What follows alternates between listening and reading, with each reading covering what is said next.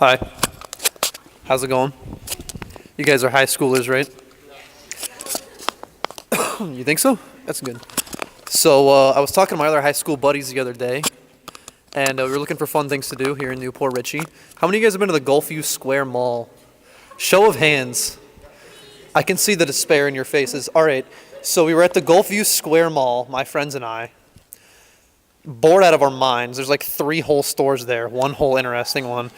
I kid you not, my friend wanted to go into like Kohl's, I think it was, because they sell chocolate upstairs. They have this really good chocolate they sell. But we were in the food court. And how many of you guys know that Asian food restaurant? It's got like, or it's the orange chicken. You know what I'm talking about. And there's this lady behind the counter, and I swear she's got one of those like binocular headsets because she can spot you across the food court. It was like in an action movie. I look down, there's a laser painter on my chest, and I look up, and she sees me from across the food court. I'm in line at Subway. She's like, "You want some orange chicken? Free sample." And I'm thinking, no, no, no, no, no, no, no, no. And she's like waving me down. And this happens every time I'm here. Every time I'm at the food court, she's waving me down for this orange chicken. And it's like, I have like PTSD attacks sometimes. I was in Radio Shack. I needed an HDMI to DVI. So, and I turn around, I swear, I can hear somebody yelling. And I swear from across the food court, half the mall away, she's flagging me down. "You want some orange chicken?" I'm like, "No." So, anyway, I had to try it one time, so I sat. It was all right. So I got my orange chicken, and I sat down, and there was this middle-aged man to the left of me. And I'm sure you guys know the type, 55-ish. He's kind of balding a little bit. He's got gray hair, and he's sitting with his other buddies, like all two of them. And he's talking it up. You guys, I'm sure you know the type. Women, right? Obsess over every little detail, can never make them happy. And I'm like, where have I seen this before? Obsess over every little detail, can never make them happy. High school. See it in guys all the time. Yes! And I was on my way to English class the other day. I'm like I am every day.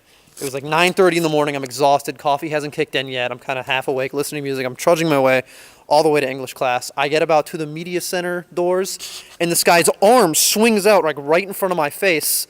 And I have to bend over like Neo from The Matrix. This guy's arm comes right over me. I'm like, my immediate reaction, having spent 4 years in high school, is, "Oh my God, someone's trying to fight me." But I'm going to break it down like it broke down in my mind. You know, these things that take like 2 seconds to happen, you remember them? It felt like 5 minutes. And my second thought was, that's ridiculous. I don't talk to anyone. I'm flattered to have a conversation with myself. So it's impossible. He can't be trying to fight me. So I figure I'll observe. So I'm still bent over backwards like Neo, and this guy's arm comes right across my face. This guy looks like he's ready to RKO me. And I look over where his hand's going, and it was really cinematic almost. He reaches out, and he brushes this girl's hair, and then he pulls his arm back, and that was it. I almost got clotheslined for this motion. So I looked over to see what all of that was about, and the smile on his face was ridiculous. It was bioluminescent. I almost felt like secondhand excitement for this guy. It was insane. This was so premeditated, I could tell. The light in his eyes. And I realized what happened. That to him, it was like a mating call. That was a huge move for him. And I felt like a cheerleader, like my fist tightened. I was like, "Yes, you did it." Now she'll notice you. So, no, she won't. You guys can do better than this. So, same guy. And I want to stress this. Every little detail matters. Sometimes it's subjective when it's beneficial for them. So I continue down the same hallway. And, of course, it was only 2 seconds. I feel like I'm going to be late by this point because of how long that felt. It was exhausting. So I continue down, and this guy's right in front of me. And we're like, elbow to elbow, all of us in this hallway. There's so many of us. And he stops right in front of me. And we're all moving at a pretty reasonable pace. And I swear, if my reaction time had been any slower, I would have achieved third base with this man. And the man behind me would have achieved third base with me. That is how close we are. And I'm all in the same 10 steps. 10 steps. So, and I'm thinking, what's going on? I could smell this guy's breath from behind him. I'm so close. And he takes off his hat.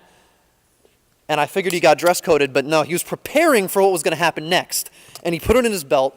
And you know that feeling you get in the pit of your chest when you know the worst is about to happen? Like it's like the calm before the storm. and I see this other guy approach him, and this is like ritualistic. They start the handshake. And I don't mean like they shook hands, I mean they have a handshake. And this was taking ridiculous amount of time. They were signing the launch codes to each other. They were looking around like... It took ages. They invented their own language for this. Every little detail matters, guys. Except when there's somebody behind you struggling not to achieve third base, not first. So, by this point, I'm convinced that I'm going to be late to English class. These guys are taking so long. So I continue on my way, and I hear this yelling behind me. As I'm about to walk in the door, the bell rings. I don't even make it in time, and I turn around. There's this freaking Asian lady flagging me down, trying to sell me your orange chicken. Thanks, guys.